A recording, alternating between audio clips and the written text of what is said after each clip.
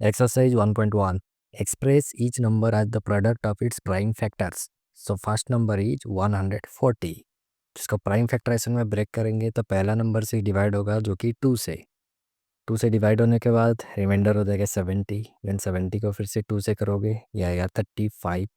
35 अब 5 से होगा तो ये आएगा 7। 140 का प्राइम फैक्टराइजेशन तुम्हारा बन जाता है 2 स्क्वायर इंटू 5 इंटू 7।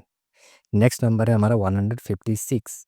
इसको जब 2 से करोगे तो ये आएगा कितना 78। 78 को फिर से 2 से करोगे तो ये आएगा 39। 39 को अब 3 से करेंगे तो ये आएगा तुम्हारा 13। 13 प्राइम नंबर है और ब्रेक नहीं होगा तो फाइनल प्राइम फैक्टराइजेशन हो जाता है 2 स्क्वायर इंटू 3 इंटू 13। फिर आ गया तुम्हारा 3825। ये 2 से नहीं होगा, इसको हम 3 से करेंगे तो ये होगा 1275। फिर से 3 से इसको डिवाइड करोगे तो ये 425 आएगा। अब 5 से करोगे तो ये आ जाएगा तुम्हारा 85। 85 अब 5 से होगा तो लास्ट में आएगा 17 जो कि ये प्राइम नंबर है और फर्दर डिवीजन नहीं होगा। तो इसका प्राइम फैक्टराइजेशन हो जाता है 3 स्क्वायर इंटू 5 स्क्वायर इंटू 17। हाँ तो फोर्थ क्वेश्चन दैट इज़ 5005। जब इसको 5 से डिवाइड करोगे तो ये आएगा 1001। फिर जब इसे 7 से डिवाइड करोगे तो ये आएगा 143। फिर जब इसे 11 से डिवाइड करोगे तो लास्ट में आएगा 13। ये हो गया इसका प्राइम फैक्टराइजेशन जो कि है 5 into 7 into 11 into 13। And the last number is 7429। जिसको 17 से डिवाइड करोगे तो ये आ जाएगा तुम्हारा 437। फिर से 19 से डिवाइड करोगे तो आएगा 23 जो कि अब प्राइम नंबर है। इसके बाद इसका फैक्टराइजेशन नहीं होगा तो इसका प्राइम फैक्टराइजेशन हो जाता है 17 into 19 into 23। Now the next question is find the LCM and HCM of the following pair of the integers and verify the HCF into LCM that's equal to product of the two numbers. The first question is 26. 26 का prime factorisation करोगे तो ये आएगा 2 into 13। Then 91। 91 का prime factorisation करोगे तो ये होगा 7 इंटू 13। अब इनका HCF निकालोगे तो HCF क्या होता है, दोनों के बीच जो छोटा सा कॉमन टर्म होता है जो कि यहाँ 13 है तो HCF हो गया 13। एलसीएम हो जाएगा तुम्हारा 2 into 7 into 13 that is equal to 282। तब हमें चेक करना है तो हम पहले चेक करेंगे एलसीएम इंटू एचसीएफ क्या आ रहा है जो कि हमारा होगा 13 into 282 that is equal to 2366। अब product of the two numbers करना है that is equal to 26 into 91। ये भी हमारा आ रहा है 2366 तो ये वेरीफाइड हो गया। Now come to the second question. 510 का प्राइम फैक्टराइजेशन करोगे ये होगा 2 इंटू 3 इंटू 5 इंटू 17। 92 का करोगे तो ये होगा 2 इंटू 2 इंटू 23। अब इन दोनों का एचसीएफ निकालोगे तो कॉमन टर्म क्या है, सिर्फ 2 ही है तो 2 हो जाएगा इनका एचसीएफ। एलसीएम निकालोगे तो ये होगा 2 square into 3 into 5 into 17 into 23। सब मल्टीप्लाई करोगे तो तुम्हें मिलेगा 23,460। अब हम चेक करेंगे H C F into L C M कितना निकल रहा है जो कि ये एच सी एफ हमारा 2 एंड एल सी एम है 23,460। मल्टीप्लाई करोगे तो आंसर आएगा 46,920। Then come to product of two numbers. तो हमारा टू नंबर्स था 510 इंटू 92 जिसका प्रोडक्ट आएगा 46,920। तो ये भी H C F into L C M and product of the two number verified हो गया। नाउ थर्ड क्वेश्चन 336 का प्राइम फैक्टराइजेशन करोगे तो ये होगा 2 into 2 into 2 into 2 into 3 into 7। 54 का करोगे तो 2 into 3 into 3 into 3। H C F निकल के आ रहा है क्या 2 into 3 that is 6 and LCM आ जाएगा 2 टू द पावर 4 3 का क्यूब इंटू 7 दैट इज 3024। अब हम करेंगे H C F into L C M जो कि होता है 6 इंटू 3024 दैट इज 18,144। इसके बाद हम करेंगे product of the two numbers जो कि है 336 इंटू 54 जो कि निकल के आएगा 18,144। तो यहाँ भी H C F into L C M that is equal to product of the two numbers verified हो गया। यहाँ come to the question number third find the LCM and HCF of the following integers by applying the prime factorisation method. पहला number है 12। 12 का prime factorisation करोगे तो ये आएगा 2 इंटू 2 इंटू 3। वैसे ही 15 का करोगे तो ये आएगा 3 इंटू 5। 21 का करोगे तो ये आएगा 3 इंटू 7। तो एच सी एफ मेरा निकल के आता है, तीनों में एक ही टर्म कॉमन है जो कि है 3। तो एच सी एफ हो जाएगा मेरा 3। एलसीएम कैसे निकलेगा? एलसीएम निकलेगा हमारा 2 × 2 × 3 × 5 × 7। जो जो कॉमन है वो तो आएंगे, जो कॉमन नहीं है वो भी आएगा, तो मल्टीप्लाई होकर आंसर आता है मेरा 420। ना सेकंड क्वेश्चन, 17 का प्राइम फैक्टराइजेशन करोगे, ये तो एक प्राइम नंबर है तो ये होगा 1 × 17। 23 क्या करोगे तो ये होगा 1 × 23।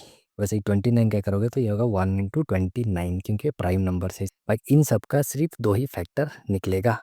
तो इनमें सिर्फ देखो एचसीएफ निकालने के लिए एक ही चीज़ कॉमन है जो कि है 1, तो एचसीएफ आएगा 1। एलसीएम आएगा इनका मल्टीप्लीकेशन जो कि होता है 17 × 23 × 29 that is equal to 11,339। Third question, 8 का प्राइम फैक्टराइजेशन करोगे ये होगा 2 × 2 × 2 यानी कि 2 का क्यूब। 9 क्या करोगे तो ये होगा 3 × 3 यानी कि 3 स्क्वायर।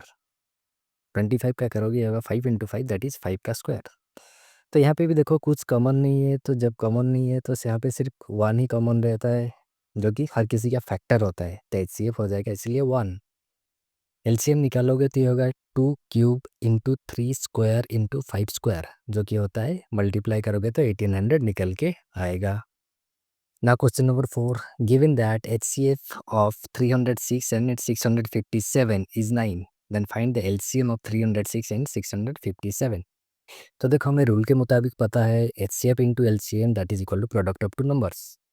तो HCF की जगह में 9 दिया है, 9 लिखो, इंटू LCM निकालना है उसको उसे ही छोड़ो, that's equal to product of two number, दो नंबर क्या है 306 इंटू 657। अब देखो लेफ्ट साइड से 9 को राइट साइड लाओगे तो ये डिवाइड हो जाएगा, तो होगा LCM is equal to 306 into 657 divided by 9। तो इसको सॉल्व करोगे और मल्टीप्लाई करके आंसर निकालोगे तो एलसीएम का वैल्यू आएगा 22,338। Then the question number 5, check whether 6 to the power n can end with the digit 0 for any natural number n। इसको सॉल्व करेंगे। देखो if any number end with digit 0 it should be divisible by 10, or in other words we can say that this should be divisible by 2 and 5। ठीक है, और prime factorisation of 6 to the power n, तो ये क्या आएगा 2 × 3 to the power n। देखो according to the fundamental theorem of arithmetic we can say that the factorisation is unique and it can be observed that 5 is not in the prime factorization of 6 to the power n। यानी कि fundamental theorem of arithmetic के हिसाब से हर किसी number का prime factorisation unique होता है, और 6 टू द पावर n का प्राइम फैक्टराइजेशन करके हमने देख लिया इसमें 5 इसका फैक्टर है ही नहीं, इसीलिए 6 टू द पावर n कभी भी 5 से डिवाइड नहीं हो सकता, यानी कि 6 टू द पावर n में n का वैल्यू कुछ भी रखो ये कभी भी 0 में एंड नहीं होगा। Question number 6, explain why 7 × 11 × 13 + 13 and 7 × 6 × 5 × 4 × 3 × 2 × 1 + 5 are composite numbers. तो देखो नंबर सिर्फ दो टाइप के होते हैं, क्या क्या, एक प्राइम एंड एक कॉम्पोजिट। प्राइम नंबर क्या होता है? प्राइम नंबर वो नंबर होता है जिसका सिर्फ दो ही फैक्टर होता है, यानी कि 1 और वो नंबर खुद।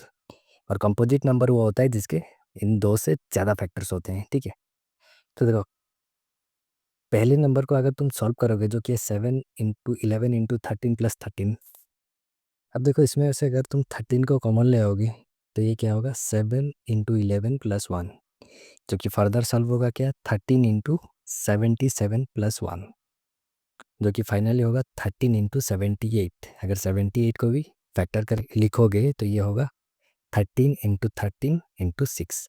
तो देखो ये एक्सप्रेशन जो है इसमें हमें बता रहा है इसमें 13 और 6 इसके फैक्टर्स है, जो कि दो से ज़्यादा फैक्टर्स हो जा रहे हैं, तो इसीलिए ये कंपोजिट नंबर बन जाता है।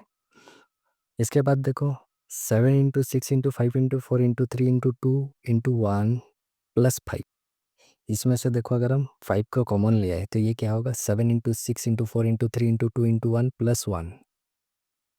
फिर इसको फर्दर सॉल्व करोगे तो ये होगा 5 × 1008 + 1, जो कि होगा 5 × 1009। अब इसमें भी देखो ये नंबर में दो फैक्टर्स निकल रहे क्या 5 × 1009, तो इसके भी मोर देन 2 फैक्टर्स बन जा रहे हैं, इसीलिए ये भी क्या होगा कंपोजिट नंबर बन जाएगा। और रहा क्वेश्चन नंबर 7, क्वेश्चन नंबर 7 को मैंने अच्छे से एक्सप्लेन किया हुआ है, ये जाके तुम देख सकते हो, डिस्क्रिप्शन में लिंक दिया हुआ है। ना कौन तो एक्सरसाइज 1.2, पहला क्वेश्चन है प्रूव दैट √5 इज इरेशनल। तो चलो इसे प्रूव करते हैं। तो देखो ऐसे क्वेश्चन हम कॉन्ट्राडिक्शन से प्रूव करते हैं। चलो मान लेते हैं रूट 5 एक रेशनल नंबर है। तुम्हें पता है जो भी रेशनल नंबर होता है उसको हम पी अपन क्यू टर्म में लिख सकते हैं, जहाँ पे पी क्यू क्या होते हैं, को प्राइम इंटीजर्स होते हैं, यानी कि इन दोनों का वन के अलावा और कोई भी कॉमन फैक्टर नहीं होता है। तो लिख लेते हैं root 5 that's equal to p upon Q.